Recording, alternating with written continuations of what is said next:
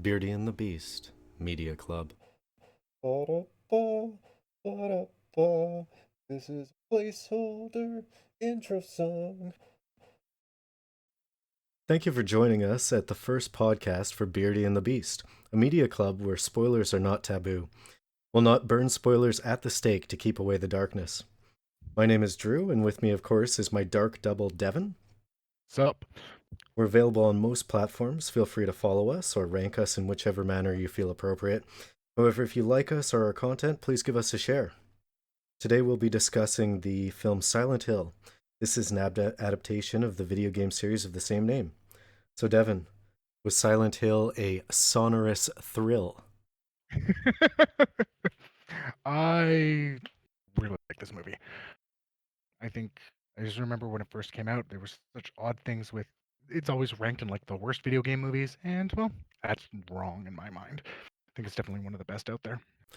I would definitely agree. In fact, I believe that you and I and a bunch of people who shall not be named went and saw this movie originally in theaters.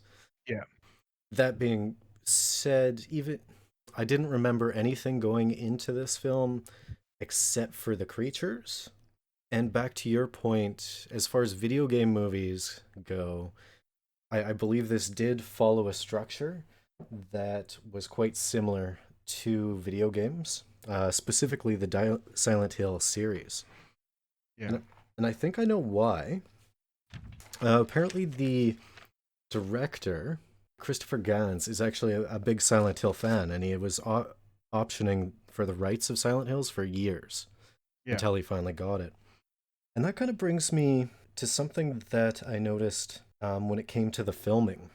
The angles and the camera choices, I felt they were very reminiscent of the video game third person horror genre, the Resident Evils, the Silent Hills. They were definitely in the awkward places they would be if it was in the video game. Yeah. And that definitely lent to that feeling that like this is definitely something that's more of an adaptation of that art form. Yeah. Yeah, no, I agree. It's the shots like as you said, pulled straight from the video game. You have the drive into Silent Hill, which is very reminiscent of Harry's drive-in with Cheryl. You have the gray children in that the first time you go into the dark and you hear the air raid siren go off, right? And you just get that weird angle in the corner, and it like I Silent Hill games, I've never finished them myself, but like, playing those first parts, I'm like, that is exactly what happens with Harry Mason, right? There's definitely a lot of care into it, and it was very good at capturing the feel of the game, even to the point of, things like the fog in Silent Hill, which of course came from limits in video games at the time. Like this is one of the first fully 3D games, like Resident Evil's pre-rendered backgrounds. Silent Hill tried to do a mix. They said they wanted 3D, so they did it in 3D. And giving reason to have the draw distance, for lack of a better term, pulled into the movies by giving it the smoky ash. It's a really great touch. Makes it not feel out of place, but captures what the game was trying to do.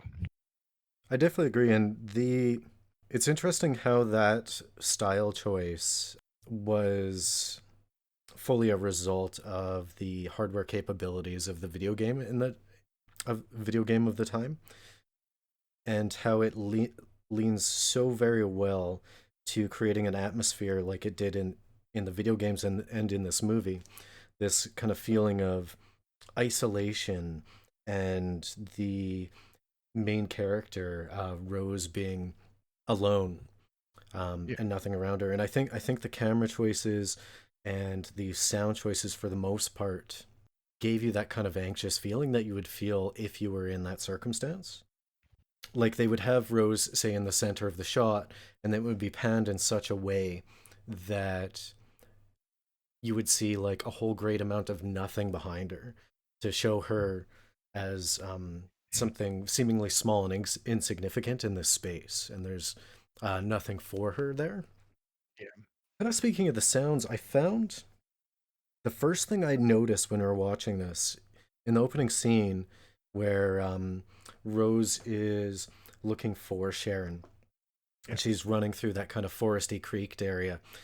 I realized that there was no music in the background. I noticed that a couple times too. Yeah, it was just water, it was the sound of vehicles, and that played significantly out throughout the first, what, 2 acts of the movie. There wasn't that much music at all. And the sounds that did come through were, they seemed almost developed in such a way that it was sparse, it was uneasy, they were kind of abrasive tones. Yeah. And I think that leans a lot into being in that border between the two worlds, between what I would call the Ash world and the Dark world. Yes. The Ash world, of course, being where things are slightly less terrifying, but definitely still a place that you would not want to be. And then the Dark world, of course, pure terror. Yeah. But it did lead to one thing: the air raid siren, the one Mm. to that herald the darkness coming. That was so loud and penetrating. Those sound choices leading up to it, where it, I think it amplified that feeling that there was an emergency coming. That sound, if you were walking through like a nice quiet meadow and then all of a sudden you heard an air raid siren, you'd probably be even more panicked than if you were in a busy city center, because Oh, there's so much straight sound, up. so much going around you. Yeah. Oh, 100%. Um, to play on some of those sound things too, uh, little things that can harken back to the game. It was I loved just the little touch of while they were driving into Silent Hill just before you first see Dark Alessa, and causes a crash. That radio static that's always been a hallmark of Silent Hill, where it's like, what's going on? And then, essentially the monster, or well, in this case, the child, just being there and giving that something's off. I feel like they really caught how this, like they pulled a lot of that sound aspect from the games again as well. Fun fact, all of the music outside of Ring of Fire is from the games. They just had to be remixed because it was all filmed in Canada, and to get the grants, they needed to have Canadian content. So they just did remixes of everything from the games, and even got like the singer from the games to do the songs again. Oh, that's really cool. Yeah. Leading, there's something on the sound side that just really pulled me out. The It was mostly in the first 2 acts before like major beats started occurring in situations of movement, where there was a journey section going from point A to point B. For instance, the first one was traveling through town to the school, and it showed a picture of the map. It Right. suddenly went to like an audio track, like a transition song, and it was Mm. a simple beat. It had some like hand drums, and it just felt so out of place. It pulled me out of the film. Yeah, I can see how that would happen, and I can't I don't remember how stuff like that was handled in the games well enough to know if that was a I can't remember clear enough to know if that was maybe a choice around that. Um, and maybe it was just a little bit to have it just a bit more dynamic. Maybe the Shiba Inu in the control center was just bored of a lack of sound, so put in a little drum track. Checks out. To, um, to anyone unfamiliar with that reference, one of the Silent Hill games, I believe, and I could be wrong, there was a secret ending where like there was an alien control center with like a Shiba Inu sitting there like pulling levers and things, and they were the big bad of the game, just as a silly thing, yeah, Easter egg in the video game. yeah, they had a few different joke endings like that. The UFO endings are always fun. uh, one thing I know we're just to talk a little bit more about the fog world. I know we're just to jump back a little bit. Sorry, where you talked about making the worlds more open, more expansive, but to make her feel isolated. Yes. I this does come from the games more so. One thing I feel like a very small point that they missed out on. They only kind of showed it with like the armless man when she gets reintroduced to Sybil. there. Oh, the Um, acid spitting yeah, creature. Yeah. yeah. Just the games all because of, again, the technical limitations with the draw distance, you wouldn't be able to tell if it was a lamppost or a monster. And I think that part there didn't come through in the movie, but I'm also not sure how you would necessarily make something like just kind of those things like a little bit off in the distance where is that a monster or is it nothing? See this. Um, I actually I agree with you 100% here. This is a really good point that it was something that was only used once. There wasn't any like something in the corner of the eye that shocked them, something that jumped out. It may have been a choice for financial reasons or something, but they did kind of point to it. But they with the acid spitting and Sybil, but it was pretty clear that it was kind of a one off in that circumstance. Oh, I see something in the distance. I don't know what it is. Oh, it's looking really weird, and then I've shot it, and danger over. yeah, So they did have that 3 seconds where they kind of saw it in the distance and went, "What is that?" yeah, But as far as like, oh, is that the legs of a spider creature, or is that some blinds in a window or something? yeah, They didn't really go into. And I think there was a few things they missed in that aspect, but you wonder with the fact that the director was a fan of the series, and the fact that there was like I saw that there was a few changes that were made by the studio for various reasons, oh, I'm sure which we'll we talk might, about that. yeah, we'll talk about that for sure. I I'm wondering if it was one of those situations where the original vision was a bit more grandiose, where they would have more instances like that, something a little bit truer to the game. Because I actually had this moment that I was thinking when thinking about the sound design and things like the camera angles and the feelings that were being represented from that. Yeah, And I originally thought, was this just a decent director who was trying their best to mimic something, another piece of media? Or was it someone who knew of the media, knew of the structure, liked the source material, and was trying to replicate it from that point of view? yeah, And I couldn't quite decide until like I had looked a little bit more into the film after watching it. right. Um, Yeah, I can see that. I know there are some things that I couldn't find the source here, but I do remember this back when the movie came out, where it talked about how he actually had the actors go through the games and actually get an idea of it. So mm, I definitely think this definitely came from, in my opinion, from it was passion. Like mm. he did feel like he loved he loved it and wanted to do the series justice. And I mean, we compare that to, well, not to go into current films, but there's a lot of films out nowadays where people are like, "Oh yeah, we love it," but you watch it and it's like, did you even look at the original sources for stuff like this?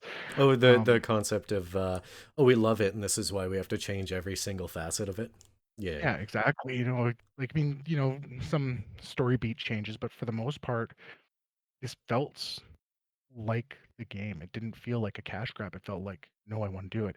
I mean, Revelations, on the other hand, feels S- exactly like a video game movie, from what I remember. The yeah, so as far as Silent Hill versus Silent Hill Revelations, don't really want to get too much into Revelation because chances are we'll do a follow up of Yeah, the uh, situation that is Silent Hill yeah, Revelations. What I can tell you is different writer, different director, yeah. and something that I kind of quietly alluded to before we started recording today is I was looking at Christopher Gann's upcoming projects, and they include Untitled Silent Hill movie pre-production. Oh, Yeah, so chances oh, are we might actually get. This is what I'm hoping. Like I haven't seen any interviews from Christopher Gans as far as the original Silent Hill movie. and I do have some problems with the original, which we'll of course discuss. Yeah. I'm, I'm hoping, and this is just me throwing out hypotheticals and projecting what I see usually in these situations, is Mm. I'm hoping Christopher is going to be able to make the Silent Hill movie that he originally wanted to. Mm. Yes. Because we have better graphics, better design. We will have more to pull from, and I mean, video game and comic book movies are just big business now. Yeah. So back in 2006, like you could barely make an X-Men movie, let alone a video game movie. Yeah. And I mean, I know I'm discounting the Resident Evil movies where each Resident Evil movie made more money than the last one, even Yeah. though like I'm the only person who's seen all like seven. I've totally seen all 7 too. But, I mean, like, not to go too much into comparing those ones. I Yeah, mean, yeah. They're the I mean second they're one, they're even different genres. yeah, they're their own thing. Like, the movies didn't try to be the games, and that's fine. They went their own way. I fully love that. I know a little bit of the that is awesome to hear that I'd love to see him do more Silent Hill. Um, and I mean, again, coming from like the bits I was looking up on the production of this here, like I know the ending was changed due to budgetary reasons, which I'm going to talk about a little bit more when Oh, for sure. later when I want to talk about the Pyramid Head some. But like when they looked at the script, it's like this could have easily been the 3.5 hour movie, Yeah. right? And apparently, like he had to make some there were some minor changes in it. Like I said, the ending is slightly different because of budgetary reasons. The armless acid spitter guy was supposed to have another spot, but like the dancer was sick, Hmm. so they had to cancel that scene, which is kind of neat, no? Yeah, you know what? Let's talk about the monsters a little bit. Oh yeah. Or so Silent Hill, or how to put a dancer in a flesh-colored bag and make them writhe around. Thank you for coming to my TED Talk. Yeah. Um, so a lot of the unnatural movements of the creatures in this game are just that. They put a dancer in a flesh-colored bag or got him into the devil's yoga pose Yeah. and made him do things, and that's why it led so well into their unnatural movements. Oh, they did so many cool things with it. Yeah, so all of the monsters, I mean, other than, like, some of the effects, like, on the gray children, stuff like that, it's practical, right? They added some After Effects to give, like, the embery look Mm. type thing, and, made sure they used dancers so they could get these unnatural movements, and you get such cool things like, the way they do the nurses later in the film. What they did was they recorded these dancers walking backwards Mm. and then reversed that footage. Oh yeah, I could, you know what, just kind of picturing it back, I could see that because it was so jerky and awkward that aside from doing something where you would like speed up and slow down the film, Yeah, the most practical way would be just that. Have them yeah, do it backwards and then reverse it. yeah, and and it just gives it so it's like, they're moving. If this was any other movie, I was thinking, like, what they do, like, stop motion marionettes? Mm. Almost, like, it gave that just that weird jerky feeling, and it was just really pulls you in, and it again, these movements from these dancers, and I'm fairly well versed in the dance world, thanks to my brother, Yep. but, you get these unnatural movements and, being able to do them practically like that, no CGI would do that, and that's what they do nowadays. They would have had those nurses all CGI'd and done some weird Oh yeah, like weird we only need thing. 5 times the budget and 10 times the amount of time. Or you can Yeah, just get a dancer, make them do it backwards, and all of a sudden you got something that looks better on film. yeah, absolutely, and it just because it's all practical, all that naturally, it adds to the horror, and I mean, I'd like to point out, horror movie, no jump scares. Mm. Yeah, everything was penned. Even the first suited coal miner, when you were Mhm. unsure if it was a creature or if it was a man, he was crucified during the Ember Children in the maze scene. Even that was a slow pan, and the fright that you get from that was actually a setup, and that was the panicked coal miner's eyes. Yeah. And then the creatures started crawling out of the darkness. The And I think that that kind of harkens back to the sound design, the uneasiness, having things not happen on a like on a structured, 4x4 like musical beat or anything like Yeah. that. I don't want to be the nitpicky guy, but there was another point that I was disappointed in, and it was the creatures. And this might be the video game guy in me. As you know, I've played one or two video games in my past. In the video games, the creatures of the world always harken back to the environment or the characters in play. Mhm. And it only seemed that, except for the smaller ones, say the would you call them the Ember Children in the maze Those scene? one, I think those ones are the Grey Children. Gray Children and Yeah. the Armless Men, those are more generic. But when we're talking about the dancers, Colin the Janitor, and Pyramid Head, there's only one of these that represented the sins or the issues or problems of the characters, and that was Colin the Janitor. Whereas the nurses in Pyramid Head were more calls to the game franchise. And what I mean by that is, for instance, in one of the video games, the main character has these huge issues with his fathers. One of the creatures is like, the flayed upside down body of his father. Or the nurses, I believe, were originally the main character. His wife was sick, but he was going after the nurses and trying to hit on them. Okay. So think I see where you're going with this. I am going to disagree with you a bit on this one here, with one exception. Pyramid Head. Hmm. I'll talk about him afterwards, but I might have that kind of worked out in my head now. So you're right. The Silent Hill games are known for the everything is symbolic Hmm. and generally tied to the main character in the game. So representations, as you said, of their guilt or of their sin or of just whatever mental state they're in. The first Silent Hill, it's a Alessa's world. Hmm. It's not Rose's. So in Silent Hill 2, where it's I can James in Silent Hill 2, all of the monsters about him. In Silent Hill 1, these were all the things that were haunting Alessa. So the Grey Children burning, Hmm. Colin, right? Colin tied to very heavily implied that she was assaulted by him. Yeah, I'd like to Um, jump in real quick before you continue. Is I Though I'm stating I'm having some problems with the creatures, I think Colin was so spectacularly done.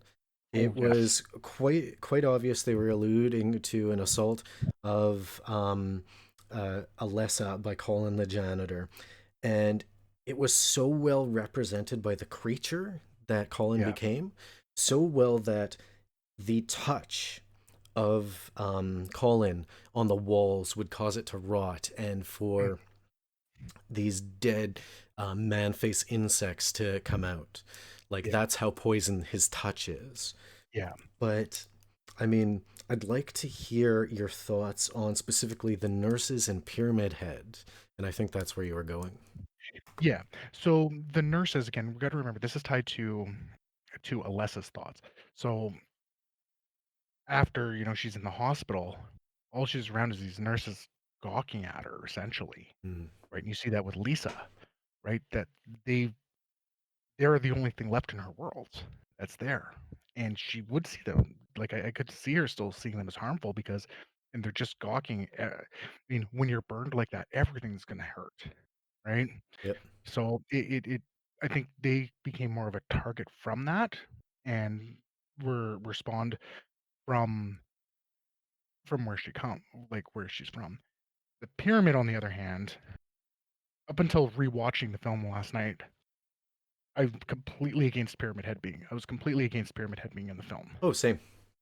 Pyramid Head, for those not familiar with the games, he's always represented guilt.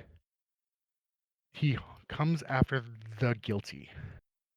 So, I'm gonna I almost managed to make this work in my head as I was thinking a little bit about it more. Well, he did come after came after Anna. He did come after Colin the janitor. You might have Yes. it was kind of in the corner of the eye. You probably caught it if anyone listening when Pyramid Head came out of the school into the courtyard. He was actually dragging Colin. Yes. And you only see it for a half second. He dropped him, and exactly, it's supposed to represent guilt, but why was he going after Rose, and why was he going after Sybil? I couldn't piece that together. Like I saw the same connection as you when it came to the nurses, but I thought it would have been more appropriate if they were more reminiscent of Lisa, Mm, the the nurse who did like directly gawk at her. yeah. So thematically from their design, that was just like, oh, we got the nurses from the video game and we Yeah. tied them in. I mean, Pyramid Head is the staple of the video game series though, so there is a lot of like fan service there. It's just, I mean, how are you going to give the motivations of a 7 foot tall silent person carrying a butcher's knife that's like 5 feet long? Like, His cloud sword looked small. yeah, So I I'm playing with this. I'm not convinced on this, lay but it on me, lay it on me. all right. I don't think Pyramid Head was going after Rose. I think he was going after Sybil. Mm, And it's because of a couple of throwaway lines. So there's a couple lines that happen beforehand and one line afterwards that throws me off, that kind of breaks off from this. okay. You got to remember, Sybil's motivation for being here is several years before Rose is taking Sharon to Silent Hill. Mm, Someone else did this, and and put this kid in danger by throwing him into the mines. Sybil was the cop who was there for that kid. So at first, I thought that maybe he was coming after her because she felt guilty for not saving the kid, but that got broken by one of the other big things that I know we're going to be talking about in the essentially added scenes. The cop says that she saved him, and if they didn't say that, I would have been able to justify Pyramid Head. self guilt. Well, that's Yeah. what I was kind of. Well, you were discussing the guilt thing because that's actually a little factoid I did not know at all. I was wondering. I was. It was rotating in my head. It's like, what would Rose be guilty of? Yeah. Like, guilt isn't part of her character design as far as motivations in this series goes. Yeah. So the that creature going after her, but I noticed that when it had the option of Rose or Anna, Mhm. it went after Anna. Yeah. That being said, like, good on it. Anna was a little Oh something yeah. or other. Oh, interesting thing about Anna Mm. is, again, didn't realize this until after reading some of the stuff on TV tropes about that. I think it was TV tropes about this. Anna, of all the people, is the least guilty, Hmm. and the reason why is she's the only known character to have been born in the Ash world. She's literally a product of everything around her. I could see the way they would get away with that thematically Yeah. by because everything is what it this character Alessa was the product of sin. Mhm. So they could get away with that by saying Anna is a product of guilt. Yeah. Oh, for Uh, sure. and she did Yeah. embody it like Oh, wholeheartedly within her character. She was a product of the environment she was brought up in, which I yeah. mean, if I were to step back from a real world point of view and not just the movie point of view, if you were born under an ultra religious sect in an ash world that turns to darkness where creatures roam, and the what seems to banish the darkness is praying, Yeah. like you're gonna wholeheartedly start doing that. There's Oh yeah. nothing about that like, so she didn't have a choice. She's not gonna Yeah. reject that. Yeah. It's no way. It was no way a defense of Anna. Hmm. Just more of an interesting case. And I mean, again, from Alessa's side, she doesn't give a. And if Silent Hill is Alessa's world, that doesn't matter.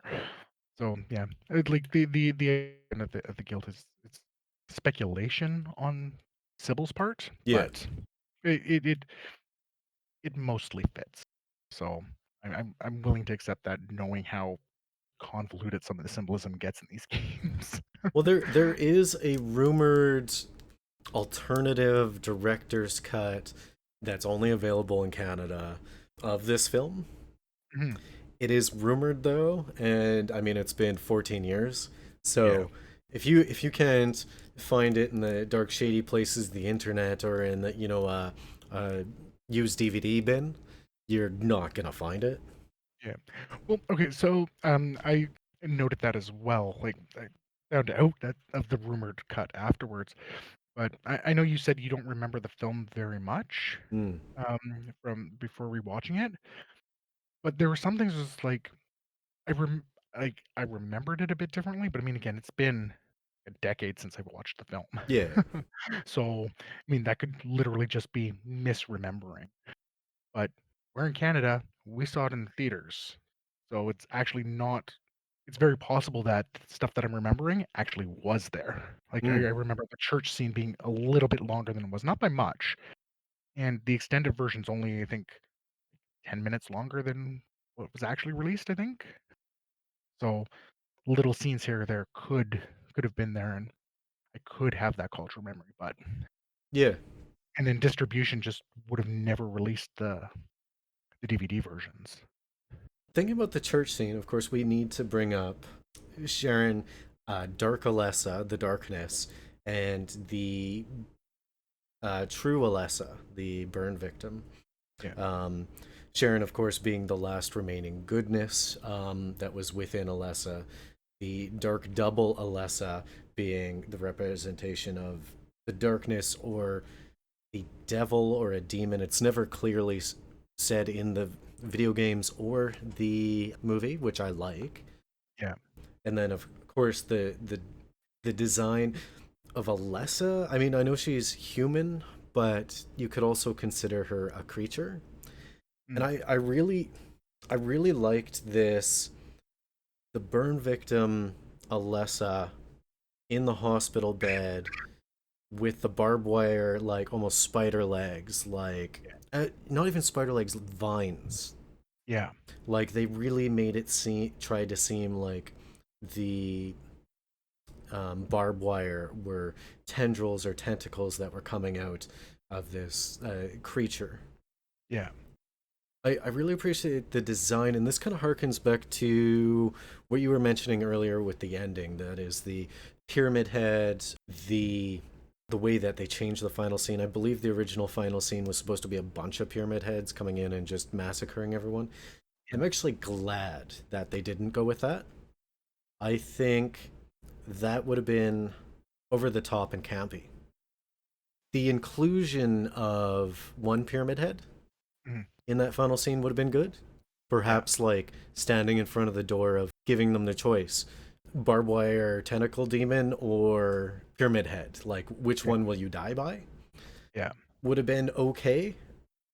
I'm glad that the budgetary concerns made them go the way that they did, because that's so much more terrifying for the people in that church. Yeah. I definitely agree that I love the way that that ended. I It was such an amazing visual, having the pure Christabella getting, oh, Torn in impaled two, on yeah. impaled with some barbed wire. Like it was definitely very fitting. You know what? I didn't like that. No, I the purpose of the darkness and even coming into the church was purely revenge. I think it would have been more conclusive if she had been slowly burned somehow, much like the torture that's fair. she did on Yeah. Alessa Mm. and Sybil, which by the way, I need to bring this up. I had forgotten about the Sybil ladder scene, Oh shit. and it actually had haunted me for years. Like I would close my eyes occasionally and see that, and it's your fault that it's in my head again. That's your fault. Uh, You're the jerk that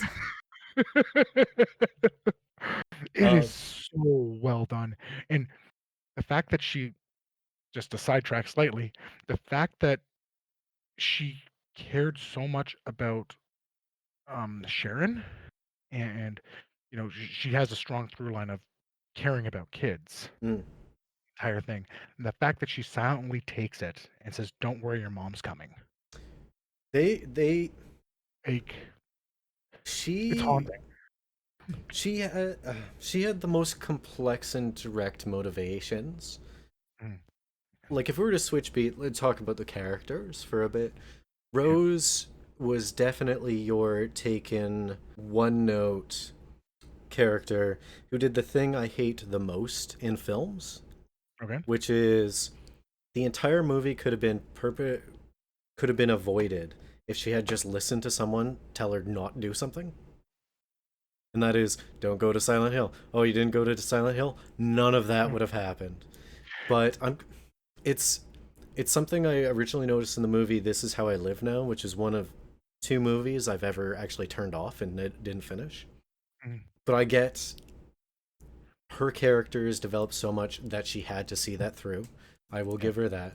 But I think Sybil, she was definitely the most conclusive character to me. Her motivation stayed true from the original boy that she rescued. Even the whole like my mom doesn't let me, or sorry, I'm Don't not talk to supposed to strangers. talk to strangers, and that she goes good girl. Yeah. Like the reason she was even chasing Rose in the beginning was because of the kid. Yeah. Yeah. Oh, Um, for sure. And I think one of the earlier drafts that I found out about here um was supposed to have Rose there more accidentally. hmm. Right? She was going with, like, I think for some, like, spirit healing because Oh, the faith because healer. yeah, the faith healer, right? Yeah. So, but I think people do irrational things for their children.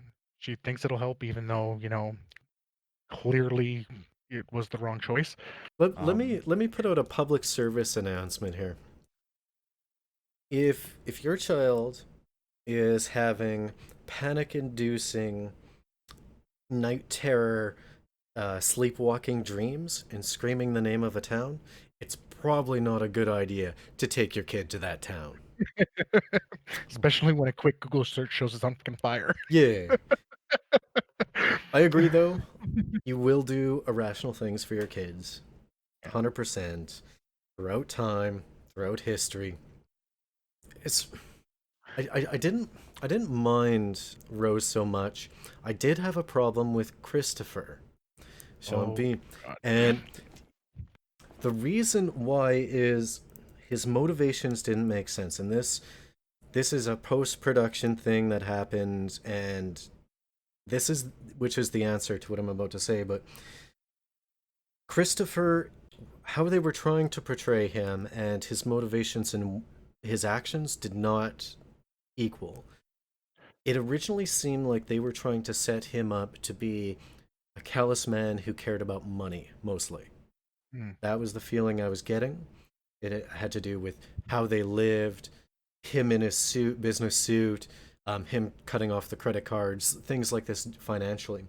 But then all his actions after that seemed to me more like, indeed, he loves his wife, he loves his adopted daughter, and he's going to do everything that he's capable of as a person of doing. yeah. Yeah. Like he even went to Silent Hill and looked around the entire place with the police officer. Yeah. But I found out after. after one of the first drafts when they took it into the studio, there was actually no male characters in this film. It was a full female cast. But the studio went, no, we need a dude in there.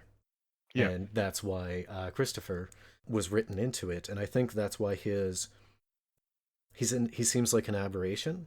He doesn't have clear motivations or a clear purpose aside from them giving him a couple story beats or backstory Yeah. beats. So we go from the Oh, backstory beats that are being sloppily given to Christopher mm, to the foreshadowing beats that are Dahlia. mm. Dahlia, the walking foreshadow. Everything she said was foreshadowing to something, and I felt like it was being slapped in the face a little bit with foreshadowing. Yeah, that like the one I actually had a point around Dahlia, and I want to go back Yeah. to Chris scenes here in a second, but just the Dahlia point I had is very quick. It was the very clear "it's mine" when Rose shows her when she sees the pendant with Sharon's picture in it. Mm. Like, and you're right. It was foreshadowing enough that I ended up watching it with my mom, and she's like, "Oh, that's her kid." So like when I think they were trying to say, "Oh no, it's the pendant," right? Trying to make her the a Gollum type character almost, Yeah. um, right? But yeah, they beat it a little bit too much, and Dahlia's character again was very different in the games. Dahlia's character was essentially, even though it was um, Cheryl's mother in the games, Cheryl being the Sharon counterpart, I um, she was also the one who burned her or killed her in the game. mm. I under So I understand Dahlia a bit, and we might get into this a little bit later, but um this game feels this game this movie. this movie. That's a good sign. That's why you Yeah. say it's a good game movie. Um well, that's also its biggest problem because this movie feels like it was written as a game and then adapted. Adapted. Um, so it really does come off with the dialogue and expression choices you would expect in a early 2000s um, like translated game. Yeah, Um, even the word choices, the way that it was expressed, like it could have been a visual novel that was released, an interactive visual novel video game yeah, that was released. And I think if you think of it in that context, the fact that you're getting all your foreshadowing beats um, from one specific character makes a whole lot more sense. Because yeah, that's kind of a trope that you'll see sometimes. Fortune teller, I guess you would say. yeah. Well, I think there's a couple other things about it. I think there's another reason why it makes sense to be coming from Dahlia, though. Mm, okay. Um, all of what's so Dahlia is a foil to Rose. Mm, They're both mother to the same character. Dahlia's already gone through this, and she messed up, right? By directly leading to Alessa's burning, yeah. right? And she doesn't go for help until too late, until after they have her, right? Uh, So it's not foreshadowing, it's this has happened to her. And Rose's and of course that foils Rose's active, no, I'm doing this. I don't need anyone else to help me do this. Right? So I think that's a big reason why it actually came from her as well. And you also need to keep the world fairly sparse mm, because that's Silent Hill, yeah. right? So That's a really good point, actually. I didn't think of it in that way. Um, the repeating the concept of a repeating story and preventing it from being repeated um like even to the point where um Dahlia in her hovel apartment um trying her best to protect Sharon mhm.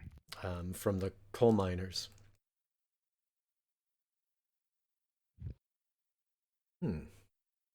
So what were you going to say about Christopher, All our right.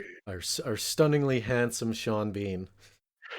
So I think, um, uh, like again, even from what I heard, because I mean, he was shoehorned in, Yeah.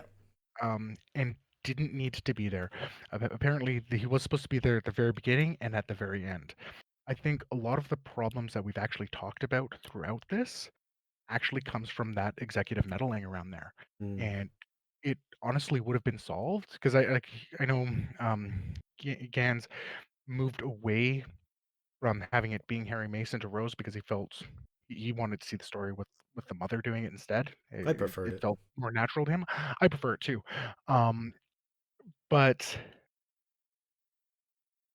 because they wanted to throw that in, so he's there as an analog to Harry Mason without actually being Harry Mason, and all of the problems that I've brought up that we've kind of brought up come from these scenes. Um, I talked about the Pyramid Head actually possibly being a representation of Sybil's guilt, and the only reason that I had to cross that off while I was taking my notes watching this was because afterwards, when he's talking to the other cop, he says, "Oh, she saved him." That's Mm. the first time we know that he was saved. Um, we talk about um, why the hell did you take your child to this town that she's calling out to? Well, the only reason that we knew that the town would have been dangerous is because of the scenes where Harry or where Christopher is Googling searching it afterwards. Oh, the town's on fire. Why would you bring them to this dangerous town? We wouldn't have known that if those scenes weren't there. Well, then they could have just had like Sybil explain it, like a throwaway line, um, or like the whole like no one goes there because of the coal fire could have been a line given to Rose by the diner, the lady at Yeah. the diner, like Or did it even need to really be there? Like, does the only reason there's an issue to taking her to this ghost town is because it's a dangerous place to go. If if they just say no one goes there anymore or anything like that without even adding and just implying that the town's on fire because of the ash and everything, leave it implicit instead of explicitly saying it. It completely gets rid of that issue you're saying about why did you take your kid to this dangerous place? Because she wouldn't have known it was a dangerous place when she Googled it if yeah, we didn't see her Googling it. they could have Uh, cut out Christopher completely if they just had Rose have like I'm not trying to rewrite the story, and of course I would never like tell them that they should, but I would have just had some visions or flashbacks that Rose would have when she goes to locations that were important to Alessa. mhm, So like sees pervert Colin, the janitor, who got off lightly, in my opinion. Um, I've seen, I guess, the Ash children, who are probably the children who taunted Alessa and called yeah. her a witch. Um, I, if we should probably talk about Sharon slash Alessa, the juxtaposing the two characters, and the third thing in this movie that pushed me out of the world. Jadelle Ferland did such an amazing job as a child actress when it came to Alessa. Mhm. When it came to Sharon, it was not well done in my part, and I think that might have been the writing. And I'm very surprised at some of the writing choices, considering this writer, Roger Avery, is also known for having worked on Pulp Fiction. Um, but I felt like 9-year-old Sharon was written like a 6-year-old, Yeah. and Dark Alessa and the original Alessa were more age appropriate. Dark Alessa, of course, being your ancient all knowing evil. Yeah. And I was blown away by the hell from the actress, that head tilt choices, Mhm. the um she made it very obvious in her acting that she was a ancient evil playing a little girl. Yeah. But I kept just getting pulled out every time it was sharing. It was like, oh, mommy this, mommy that, mommy this. And I'm like, Well, I actually, okay, I, so I didn't give, I didn't give a hoot about Sharon, but but Alessa, I was like, what the hell? yeah. And I agree. I think so. I can kind of justify it a little bit. I mean, clearly Sharon is a troubled girl, You know what? To fully right? interrupt, I just realized it. What it probably is, it could have been the director just being saying act more innocent, but Yeah, the story beat that they were saying that Sharon is the creation, the all that is good that was left in Alessa created yeah, Sharon, yeah. and that's why she comes off seeming so innocent. But I think the It's a little writing, too much.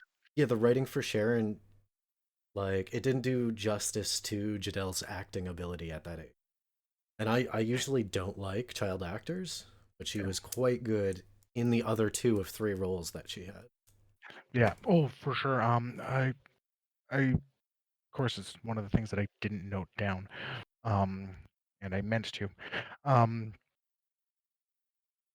one of the actresses, it might have been Dahlia's character. I can't remember if it was Dahlia or Rose's actress, but they were so impressed with Fairland's ability to switch between these three that like instantly like you're my favorite actress just from that. And I mean, you're right. Sharon's a plot device, and she was a plot device in the game to begin with, essentially, right? Um, the character of Alessa and Dark Alessa are definitely the more prominent ones, Mm, and I mean, it sends chills. The very first time you see Dark Alessa, and I I almost missed it, like, when because you see Dark Alessa right at the beginning of the film, yeah, and just that, like, as you said, that head tilt and slasher smile, yeah. um, or, I mean, a scene that has always stuck with me was the, "I'm burning," and it's just, like, it's haunting. Um, complete side note, but connected to Fairland, um, that I found interesting is she's the voice of the little sisters in, BioShock 2. Oh yeah, I can. Yeah, 100%. Yeah. The yeah that she definitely had the uneasiness there. Yeah. Um, it's it's interesting to me the writing choices, like the dialogue. I mentioned earlier that I felt it was very reminiscent of early 2000s uh, translated video games, specifically in the third person horror genre. And I Yeah. mean that to sound unnatural, Yeah. as in, I didn't enjoy it so much, and I don't remember noting this in my original viewing years and years ago. But um, it's a type of dialogue style that you would expect in a video game. And what I mean by that is you have some dialogue and then no dialogue for like a half hour. And then you have some dialogue and then no dialogue for a half hour. I mean, we're not talking so bad as to be press X to Sean, Yeah. but we I am talking about like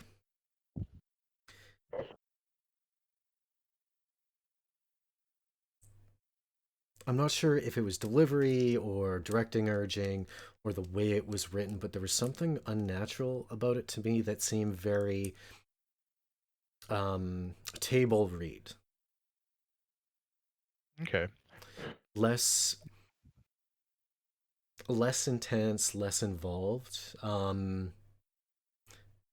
That being said, I don't generally get into analyzing acting itself because it's something I am not equipped to do. It Okay. is a skill that I am very far from having. So I'm probably one of the last people who should analyze it. But like when we're talking Rose and Sybil, it has to be the dialogue choices. To be honest, when we're talking Rose, Rose goes back to the vehicle. Yeah. Sybil catches her, cuffs her. They meet the acid spitter. That entire conversation, like you would expect that to experience that in a corny video game.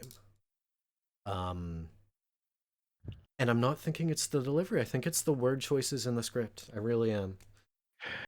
Yeah, so I guess there's a couple things around it. So I mean, I, I definitely see where you're coming from with that. It does feel very video gamey. Um, but it's one of those things where Silent Hill, when it's not fucking terrifying, it's understated. It's Mm, psychological. So how much of that is coming from the fact that they are trying to be where it is a bit understated. You talk about with when Sybil and Rose meets up and runs the armless man the first time. It's like no, the only thing she cares about is like no, you're fucking under arrest. That's it, right?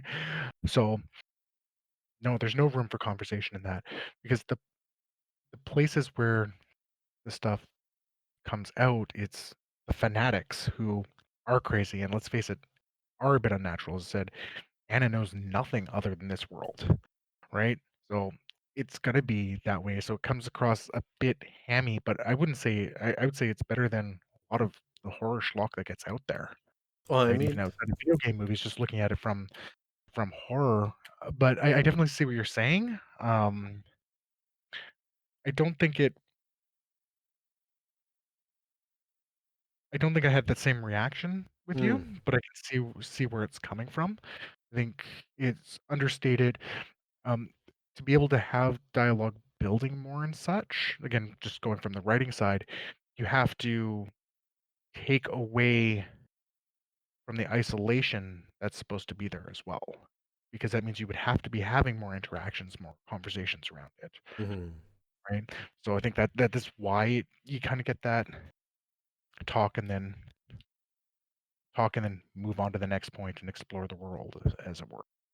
So Well, I'm just, all I'm saying, I mean, like, I'm not expecting, Daniel Day Lewis to be the next Pyramid Head, but like, there's, if Silent Hill the movie here was made into a Silent Hill video game, it would be a perfect Silent Hill video game. yes. Um, but as far as my considerations go, and you know this about me, um, I first rate it as the genre that it's supposed to be in. In this case, Yeah. I rate it in a video game adaptation, in Yeah. which I think this one did very well. And then I rate it as an overall movie for someone who um, is interested in the movie but may not have experienced the overall genre. Mm. And I think that's where it's falling for me. But that being said, it was a few beats. It was a few things like Dahlia in my mind. Dahlia and Christabella were probably the Mm. best combo. They didn't interact much together. That's not what I mean. But what I Yeah. mean is the actresses themselves. Like, I believed Dahlia was feeling overwhelming guilt and rage at what had happened to her daughter, Yeah. Alessa.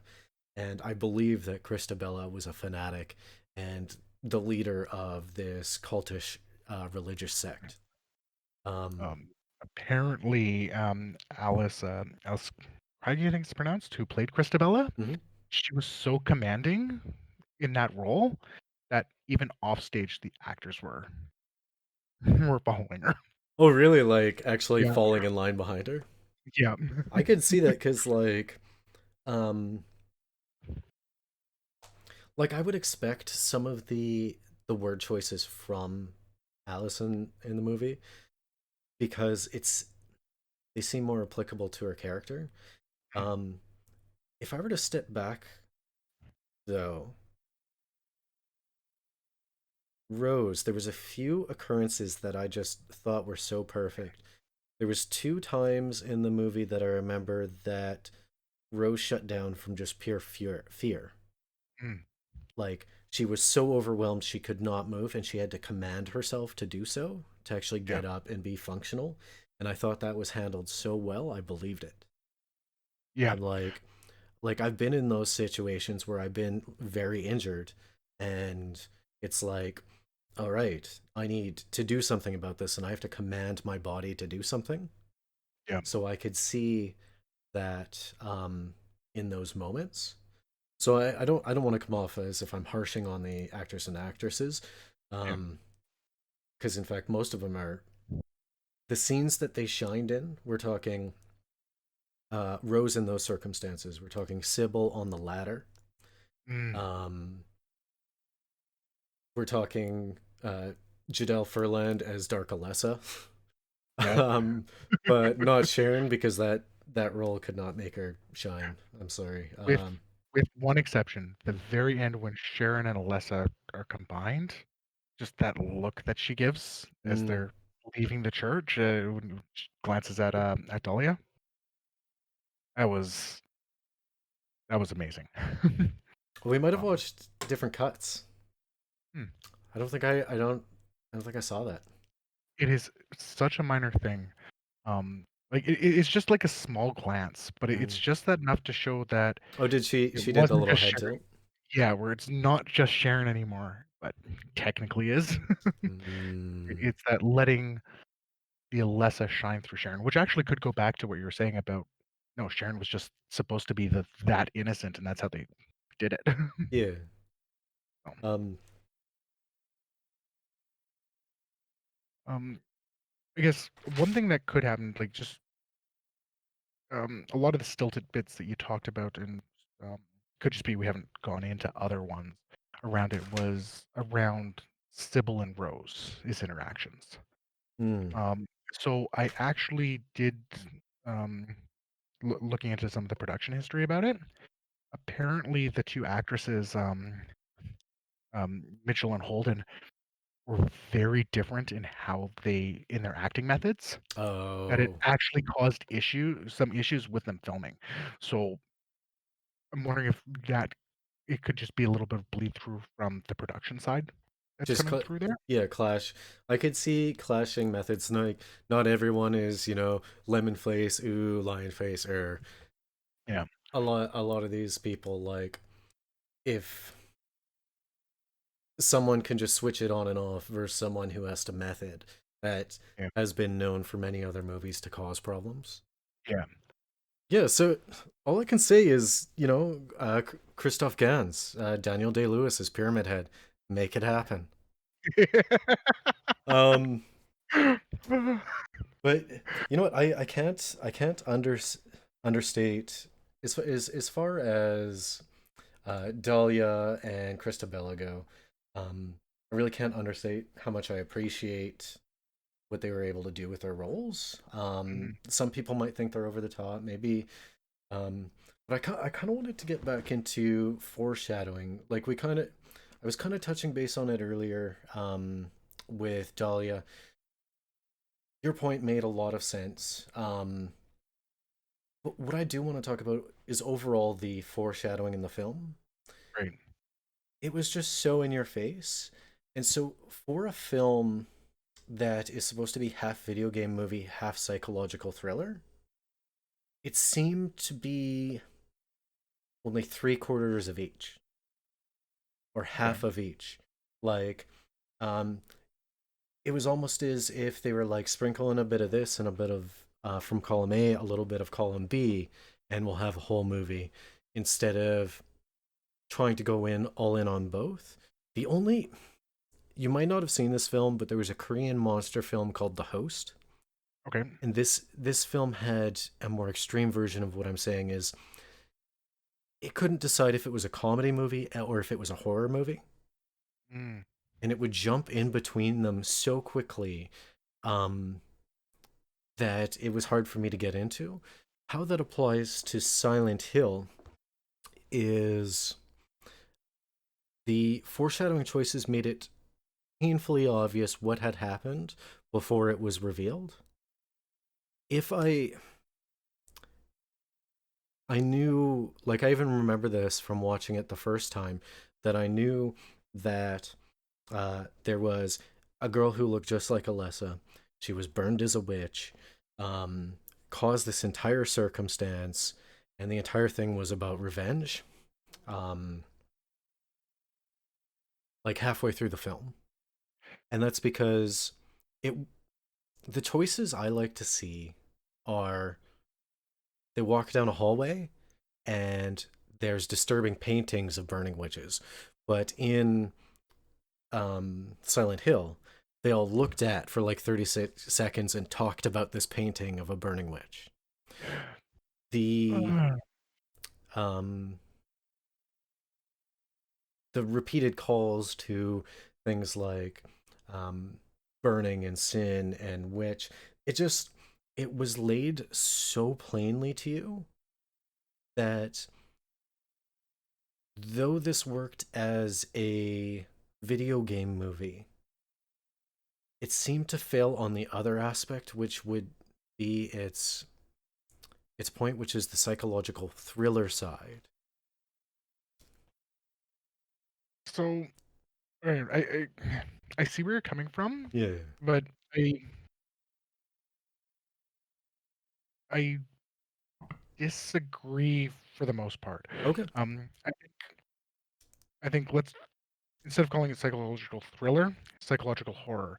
Mm. Didn't have the thrills, right? And we've already talked about where the horror was oppressive. Like the town felt oppressive. You could feel what Rose was feeling when she froze up and such like that. Um, it was a little heavy-handed, but that's because we're dealing with zealots. Mm. Zealots are heavy-handed. Of course, they're talking about burning the witches because that's all they do. Dracula. Well, it's Um, just that you knew that they did that before they were even introduced or there was a flashback scene. well, Or it could be my me just being, like super smart Drew knows everything and talks big about himself all the time. Like, but the foreshadowing in this movie is obvious because we're familiar with the games. We knew mm, what the plot points were. So of course we could see the foreshadowing because we knew that Sharon was Alessa, because we knew from the games that Cheryl was Alessa. that gamer smarts. It's the gamer smarts that kicks in there. Oh, I hope that doesn't become a thing. Gamer smarts. That is the dumbest thing I've ever said. That is a hundred Meme that, percent. guys. I take it back. If if anyone's listening to this and you didn't see that coming, Devin is 100%. You're not dumb. It's just because I understand the genre and where it's coming from and the source material. Yeah, 100%. That makes sense. yeah, yeah. So yeah, we knew that was happening. We knew the town was like that, right? Whereas I'm sure someone coming out of it, they're just going, it's like, okay, these are just people surviving. Yeah, they're a bit crazy, but let's face it, there's some demon shit going on. So is it surprising that they're worried about witches and demons? Right? Oh, totally. Literally, that's the world we see. So, um, yeah, I think that's why it feels a bit heavy-handed because it's a story that we're familiar with. It's no different than if you're watching Harry Potter and you're familiar with the books. You're gonna be able to go, yeah, of course that's leading up to this. This is why Mm. you know whatever's happening because you know, right? Um, it, it it's it's hard to say because we went into it with that foreknowledge. Is it the foreshadowing was heavy-handed, or a fresh movie? You'd have to watch it a second time to see how the foreshadowing is. So, just because we talked about comedy horror, Shaun of the Dead, Mm. right?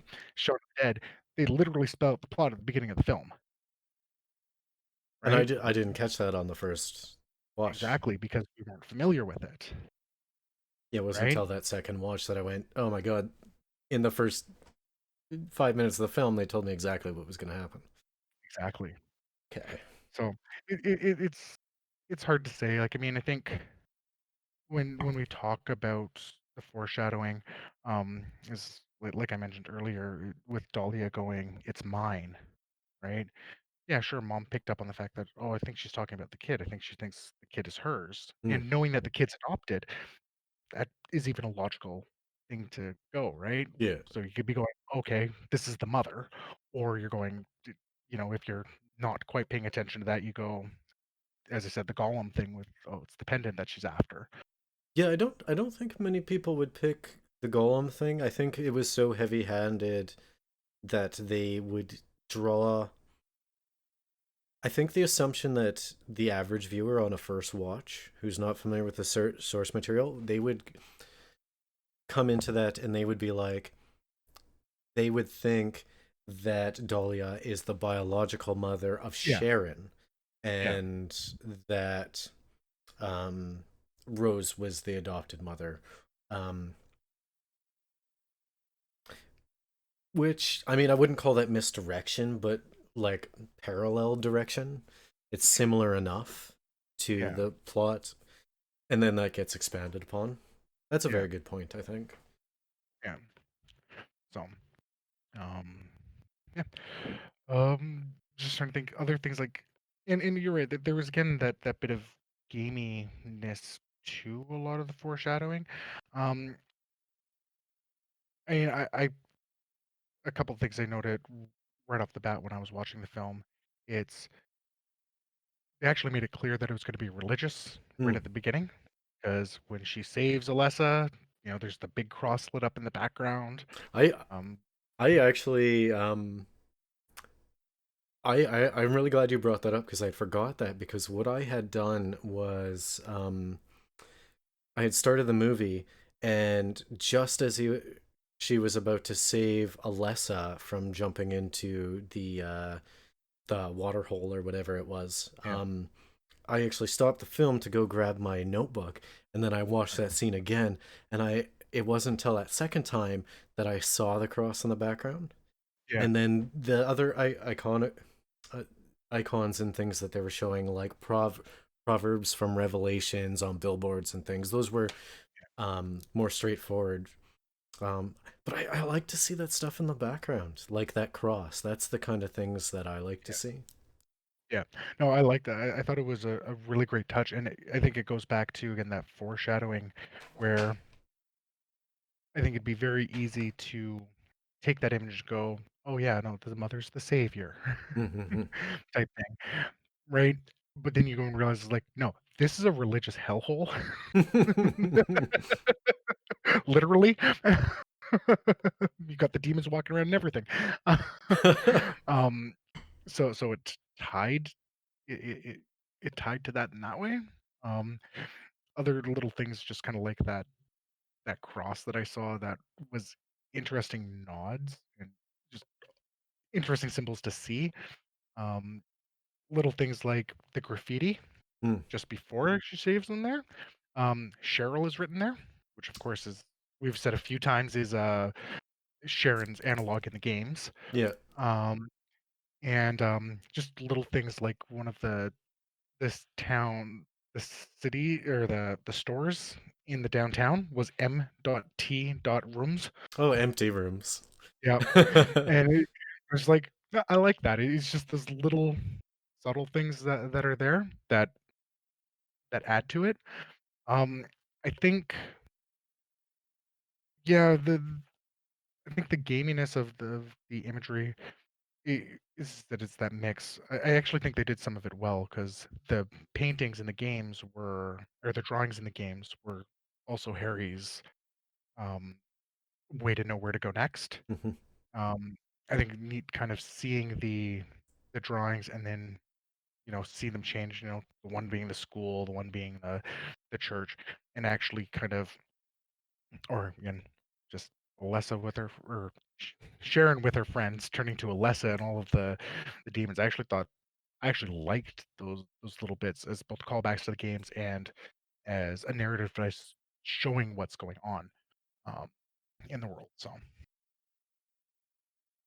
Yeah, I've often said this is probably the best video game movie that's come out.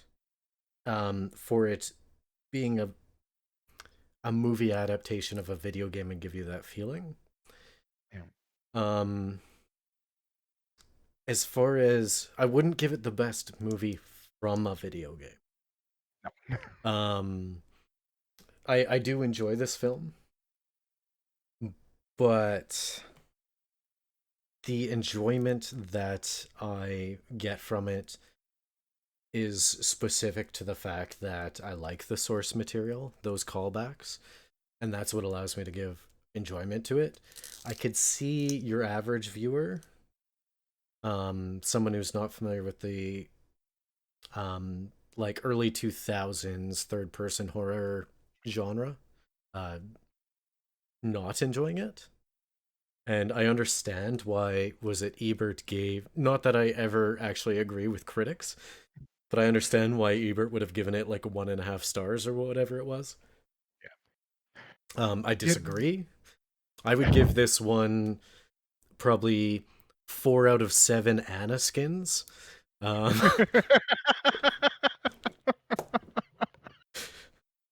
um,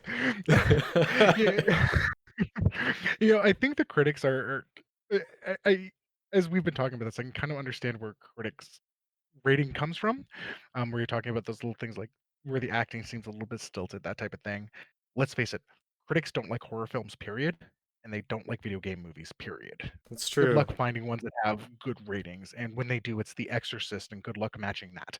Well, it's some of the things they miss. Like one thing I noticed is Rose's outfit at the start of the movie started kind of like gray and blonde, Yeah, and over the course of the entire movie, it progressively became more bleached and then more red to the point that it was crimson. yeah, And you might not have even noticed in the watch through. I know in the first watch through I did years ago, mind you. Um, I'm pretty sure I wouldn't have remembered that. Um, but I did notice that in this. I noticed that in this watch through because I knew of it, so I was actively looking for it. My only thing about that, like the production on that, apparently they had like 200 different outfits. Oh, Like they jeez. literally made it so it would flow like that. Um, essentially, uh, basically, she changed each scene Yeah. a little bit more. Um, I love that attention to detail. I wish there was something tied to it more symbolically, or maybe there isn't. I'm just not seeing what it's supposed to be representing. You're probably just like not projecting a plot point onto it. Um, like she did come into it with pure motives of saving her child Yeah. to the end point of by any means necessary, even if it means spilling blood. Like 2 minutes of Okay. conversation, you and I could rationalize it. I I Yeah. I, I don't expect that it would be hard to do so. Yeah. But without I- the director actually saying this is why we made the choice, we'd probably Yeah. just be projecting something onto it. Yeah. And I think and that's exactly it. I could project things onto it. Whereas when I think of a similar, obviously not as not done in the same way, but thinking of Star Wars and with Luke.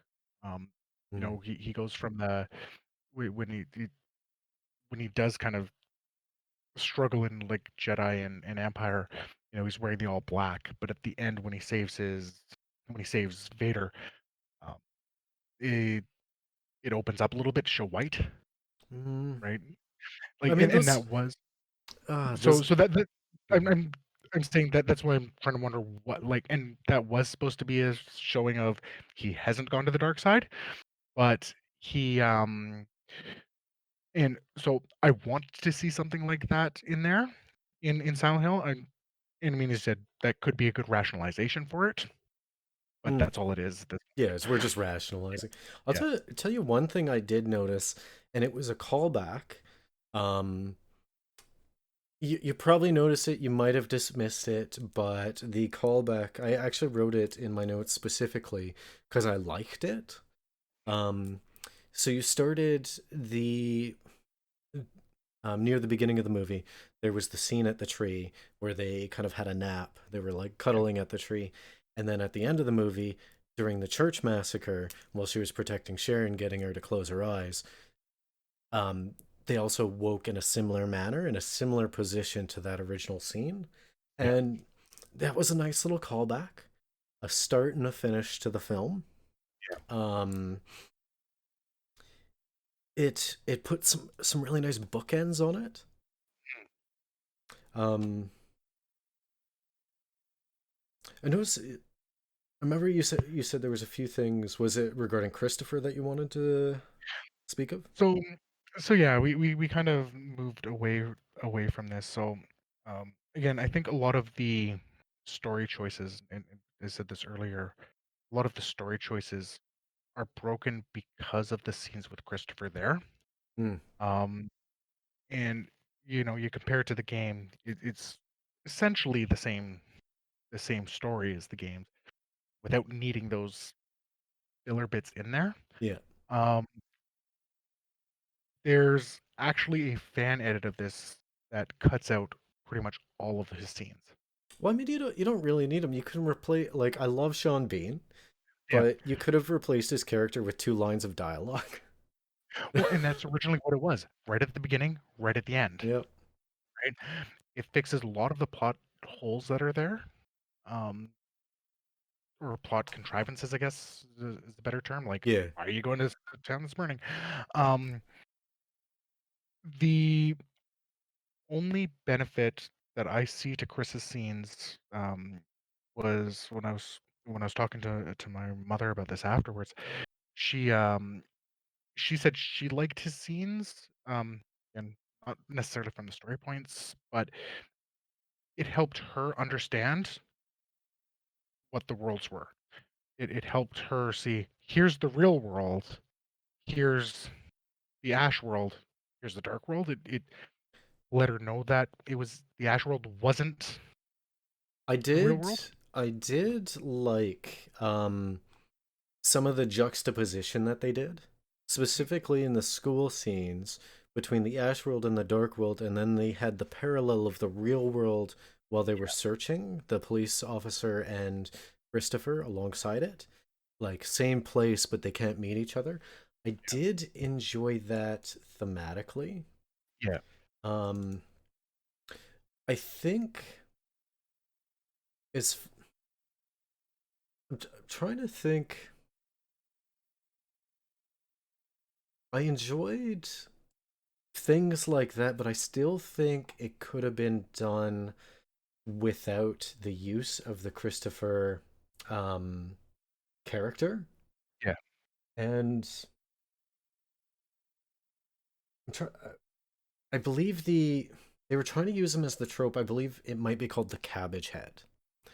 Okay. The the character that everything is explained to as a way to express a complicated concept to the viewer. Yeah. So you tell that character in the film this so that the viewer will know what's going on. Um, but it still wasn't needed. Again, two lines of Yeah. dialogue. That fan edit probably would have been fine. Yeah. Yeah. And that's exactly it. Like the bits that are there, sure, it explains stuff, but it didn't explain stuff at the same time. It's like, okay, so we knew where she was adopted from, right? But I mean, we see that in a flashback. Yep. We like all of that was there, okay? Do we need to know that Sybil is a good cop? Like we can see that through her actions. We don't need this stuff being explained. The stuff it explained was so extraneous. It was he was at him and the cop that he's essentially with. I swear they were literally there to do a reverse Bechtel test. Hmm. What's And that's that? exactly how the Bechtel test is it's the concept that a movie passes the Bechdel test if it has two female characters that are named that talk to each other about something other than a male character. Okay, well, I mean, Silent Hill would And that's certainly literally, beat that. yeah, but him and the cop are literally there, and we know this um through what they've told us about the rewrites. He was literally there to be an to be a reverse Bechdel test, not an anti-Bechdel test. Oh no, there's only female characters. Let's have two male characters in the movie talking to each other, and it's not I'm it's not needed. yeah, I don't think their presence are needed at all. I I did like the character inclusion of the specifically of the uh, detective and the nun, Mhm. but even then it really wasn't needed. I'm really curious as to what the original director and writer script of this would have been. Um, and I mean, no harshness to Sean Bean, like great actor, Yeah, do tons of stuff. he didn't Um, die. well, I mean, like we died inside when we saw his character doing things. His That's character was useless, and that's Sean not Bean Sean survived. Bean's. Yeah. Oh, I'm actually sad now that I realize that there's a role where Sean Bean didn't die.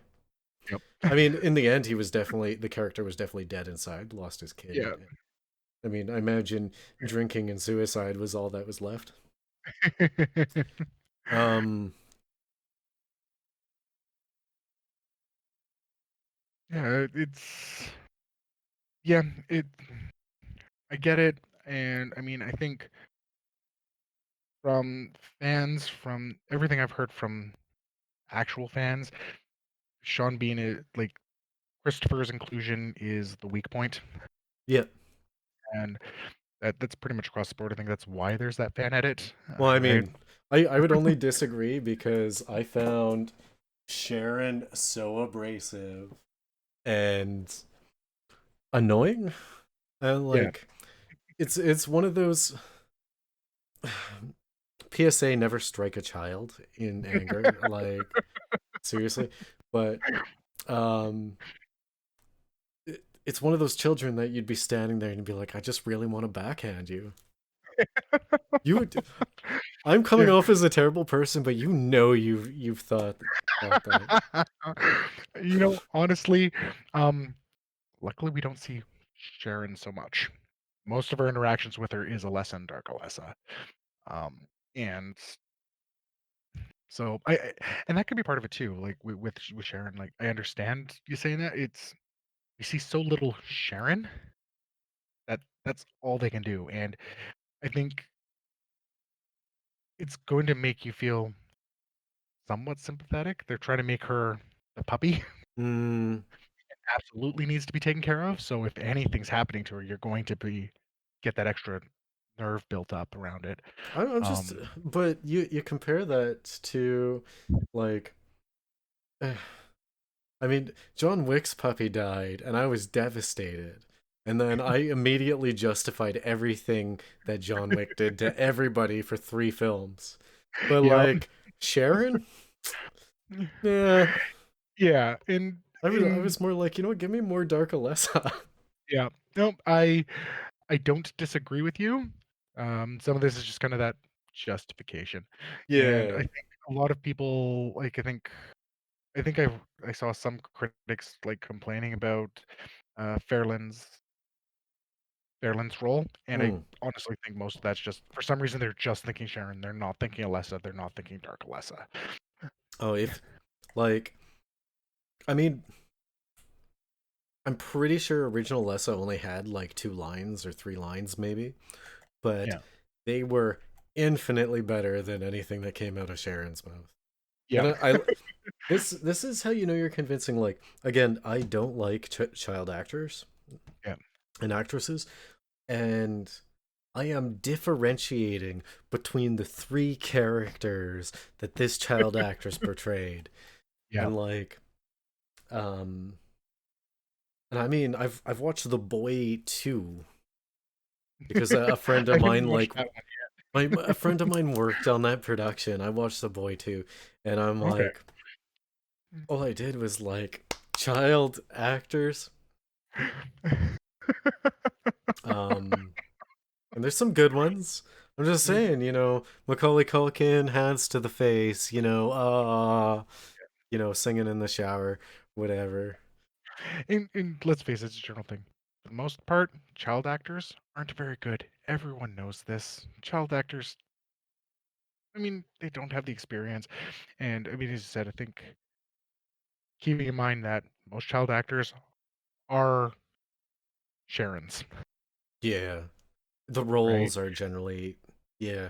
That's actually a Yeah. really good point. If I were to go back and watch a lot of these movies, which I'm not going to, because again, just backhand them.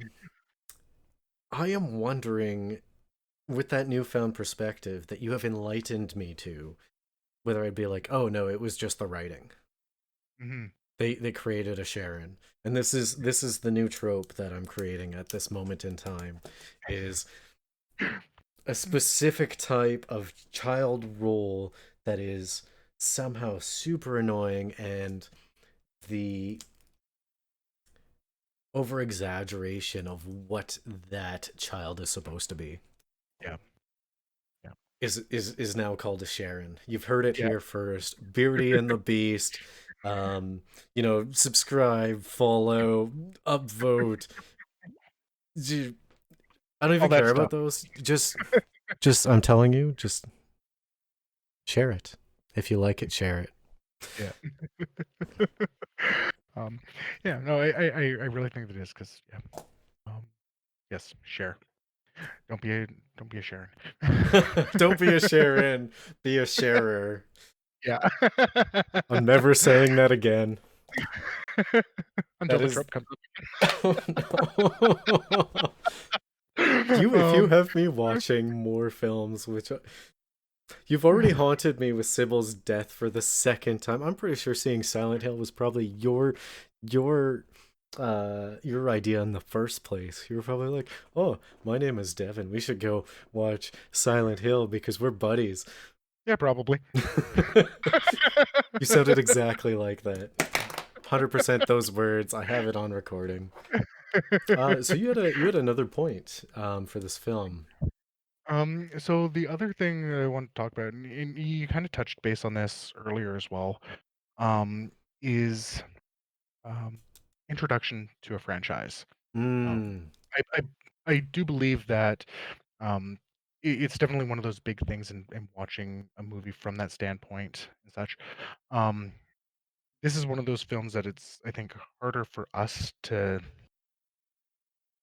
look at it that way. I mean, we've brought up several points where things like the foreshadowing and stuff you can't appreciate in the same way because we know that. Um, when I watched this last night with my mom for the first time, um, she was engaged the entire time. She ended up staying up late to watch it. Um, even when I got home tonight, she's like, "No, that movie haunted me. Like, I'm mm, still thinking about that movie." Um, and one of the YouTube channels that I watch, she does gaming symbolism, mm. specifically around horror games and such. Okay. She's done talks at conventions talking about, um, you know, the history of Resident Evil and Clock Tower and Silent Hmm. Hill and such. And this movie was her introduction into Silent Hill. And her channel is literally analyzing Silent Hill games. I So I think this actually does very well um, at introducing people without, and I would have never known that. I just happened to listen to a video by her yesterday or 2 days ago where she said that no, Silent Hill the movie was my introduction to Silent Hill as she was giving a talk about Silent Hill at a convention. I this is a very good thing. Like I appreciate you having mentioned this. It's something that I wouldn't have thought immediately. Um, Kind of a peek behind the curtain for anyone listening right now. The way that we discussed before doing any of this, the way that we analyze movies or any piece of media is enjoyment as a whole and encounter to that enjoyment as a part. So right now I'm trying to balance the two. However, What Devin is bringing up is enjoyment as a part. That is essentially how well the piece stands as an adaptation, and the fact that this YouTuber, um, and feel free to like give them a direct shout out because they sound Yeah, all right. the Um, gaming news is our channel. awesome. Yeah. Um, I would say if I were to know nothing of the early 2000s uh, third person horror inventory management style game, um, if I had watched the movie, I probably would have been like, oh, there's a game series. Let me give that a try because I did enjoy things that were within the movie, that is thematically um, juxtaposition between the Ash world and the Dark world, um, the switching between the two, the various like religious elements and that sort of thing. You'll find these sort of things within the game, and I definitely would have searched it from there. So that's a really good point to kind of this as a part or being have some type of universal consistency, something that is part of the series as a whole. 100%. That maybe not 100%. I would give this 6 out of 7 Anna skins. Mm. Um, but I mean that's still only that's still 6 out of 7. Yeah. Uh, I do agree, and I've said this before, even in this recording, that this is the best video game movie to have been created thus far. Um, and that is because it's doing justice to the video game series. Like they stayed true to it. Yeah. Um, so someone who watches this movie will be more likely to enjoy those video games, which um, objectively for a non-gamer, if you don't mind the horror aspects, would be a very good entry point Yeah. into gaming itself. Yeah. And you can't say that about most game movies. No, Like um, most game movies, if you go to if you watch Resident Evil, you're not getting the same thing if you go to play the game because you're interested in it. no. Resident Evil is I want to see, you know, um, BA chick just totally like kicking zombies' heads in and shooting Yeah. shotguns and doing backflips. Yeah. Whereas the game is like you have a clip of 6 bullets, survive.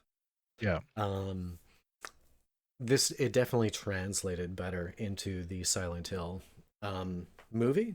And Yeah. again, this comes back to one of our very original points, and it's that the director, and I believe I've mispronounced his name several times, it's actually Christoph Gans. I think you're safe. You've been calling him by his last name. Yeah. Um, I do want to give a shout out. If you want to check out any of his other movies, Brotherhood of the Wolf is actually pretty good. I have a buddy in high school, anyways. He was obsessed with this movie, and I don't know why. Um, I would also say check out any of these actors and actresses' films, especially uh, Jadelle Furland, Alice Krieg, Deborah Mhm. Kara Unger, and Radha Mitchell. Everybody knows Sean Bean, and I don't believe I've seen Laurie Holden. Yeah, I Um, can't remember anything offhand. Apparently, The Walking Dead. I never actually watched it. Neither did I, which is funny considering I was collecting their comics for a Yep. while, and I'm pretty sure I gave them to you or somebody. Uh, I don't know. It doesn't matter. yeah. Um. Anyways, so Yeah. let's give us the old wrap up. Thank you so much for listening to this entire podcast. If you've gotten to this point, um, this has been the Beardy and the Beast podcast. We are again a media club where we have full spoilers. We don't have a no spoiler policy. It is full spoilers. If you've gotten to this point and you're screaming spoilers, you should have just paused, watched the movie, and then come back and listen to us. Yep. Again, We will be available on most any platforms, including tons of alt tech stuff. Um, I mean, you can rank us, follow us. That's super cool. But honestly, if you like what we do, just share us with friends and family. If you don't like what we do, share us with your enemies. Subject them to us. That is fine. They probably like us anyways because they're the other. Um, again, Just to be my contrary. yeah, just to be contrary. My name is Drew, and of course, I was joined by my dark double Devin, who's a witch, a I'm sinner. burning. I'm burning. Um, in the future, after we have a selection of these going, at the end, we will be calling out the next film that we'll be watching so that you can watch and then be prepared for the next release. Yeah. Um, uh, However, we're recording several of these at a time before we start actually releasing these to the world. So we look forward to your attendance to our media club in the future.